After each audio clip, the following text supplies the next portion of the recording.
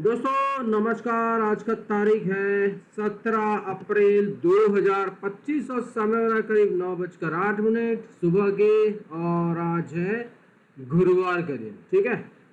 तो यहाँ पे हम टाटा स्टील के ऊपर चार्ट एनालिसिस करेंगे। भैया एनालिसिस करने के पहले डिस्क्रिप्शन बॉक्स में डिस्क्लेमर दिया रहता है, उसको पढ़ना जरूरी है, उसके बाद ही आप मेरा वीडियो देखिएगा, ठीक है। तो यहाँ पे एनालिसिस करने पे मुझे क्या मिला वो मैं आपको यहाँ पे समझाता हूँ, ठीक है। यहाँ पे पहला मैं बता देता हूँ कि इसका जो टारगेट दिख रहा है मेरे को 180 का टारगेट दिख रहा है। पहला टारगेट दिख रहा है मेरे को करीब करीब 180 और फिर दूसरा टारगेट दिख रहा है मेरे को 238 238 सेकेंड टारगेट। फर्स्ट टारगेट 180, ठीक है। तो अभी ये फिलहाल 137 के आसपास क्लोजिंग दिया है टाटा स्टील। अब यहाँ पे इसका चार्ट एनालिसिस करेंगे। चलो अभी तो मैंने टारगेट और बता दिया। चलो स्टार्ट। यहाँ पे हम क्या करेंगे, आप देखेंगे तो 87 पे इसने ब्रेकआउट दिया है और 87 पे ब्रेकआउट दिया है। तो भैया कौन सी तारीख को ब्रेकआउट दिया? ये ब्रेकआउट दिया था करीब 1 अप्रैल 2021 में इसने 87 को ब्रेक किया था। ब्रेक करने के बाद जो मेरा टारगेट आ रहा था 159, ब्रेक करने के बाद 159 आ रहा था। और देखिए दोस्तों एग्जैक्ट उसने 159 पे कौन सी तारीख को दिया भैया ब्रेकआउट देने के बाद? तो ये 4 महीने में इसने 159 टच कर दिया था। कितने महीने में? 4 महीने में, ठीक है। उसके बाद फिर से एक डाउनफॉल आया और फिर से यहाँ पे इसने 87 पे सपोर्ट लिया, ठीक है। सपोर्ट लेके अब जो मेरा टारगेट बन रहा था 180, उसको इसने कंप्लीट कर दिया। कब किया आप देखेंगे तो 2024 में, यानी जून के महीने में, 2024 जून के महीने में ये 180 का टारगेट अचीव किया। लेकिन फिर से यहां से गिरावट आई और आप देख सकते हो कि यहां पे इसने सपोर्ट लिया। बड़ा कर दो,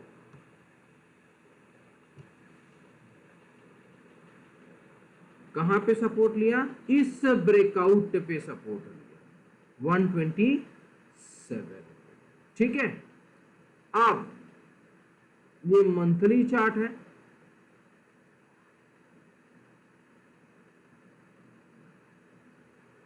तो अब इसका जो टारगेट है फिर से 180 का मैं इसलिए दे रहा हूं क्योंकि ऑल टाइम हाई टारगेट है। तो 180 एक बार टच करेगा और 180 टच करने के बाद फिर 238 जाएगा। अब यहाँ पे मैं बता देता हूँ आपको कि मैंने कैसे इसको ड्रॉ किया।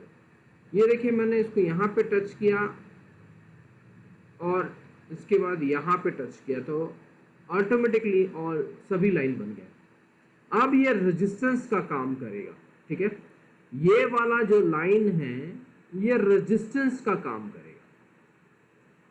अब सपोर्ट आपका क्या हो जाएगा? 120 पे सपोर्ट रखो, यानी 120, ये आपका स्टॉप लॉस होनी चाहिए, ठीक है। 120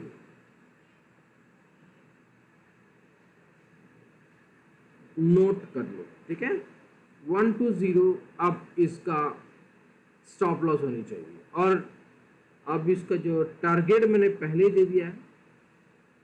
अब यहाँ पे हम डेली यानी आवरली चार्ट पे आते हैं।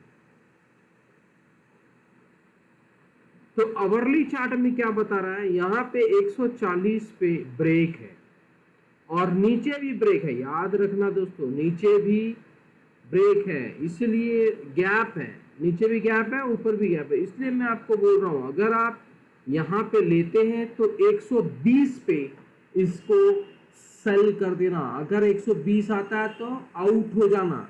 जब वो फिर से 127 पे आएगा तब फिर से हम एंट्री लेंगे।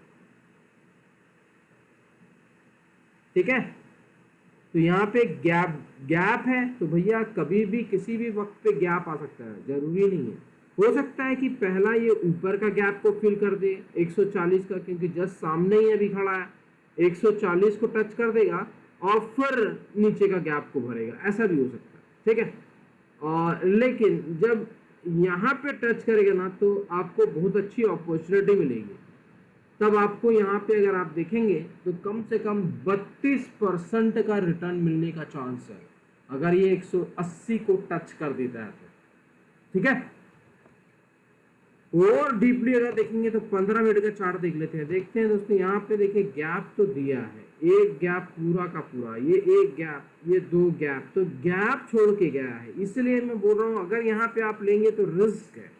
ठीक है, अगर यहाँ पे लेंगे तो रिस्क है। इसको नीचे आने दो, यहाँ पे इस गैप को फिल करने दो, उसके बाद हम लेंगे। और मैं तो रिस्क ले सकता हूँ तो मैं लूंगा, लेकिन जो रिस्क नहीं ले सकते वो मत लेना। यहाँ पे गैप डाउन है, गैप अप करके ये भागा है। हो सकता है कि इसको पहला फिल करे, या तो फिर 140 के बाद एक बार पलट जाएगा नीचे, हो सकता है। ठीक है, बता नहीं सकता। तो अब ये 180 का मेरा टारगेट है और 238 का टारगेट है, 238। ओके, तो वीडियो अच्छा लगा हो तो लाइक का बटन जरूर ठोक देना, और ज़्यादा से ज़्यादा वीडियो को शेयर करो फ्रेंड सर्कल्स में, फैमिली में, जिसको नीड है, जो ट्रेडिंग करते हैं। ठीक है, और फिलहाल तो इतना काफ़ी है आज के लिए। 9:15 19 हो चुका, मार्केट चालू है। चलो, thank you for watching my videos.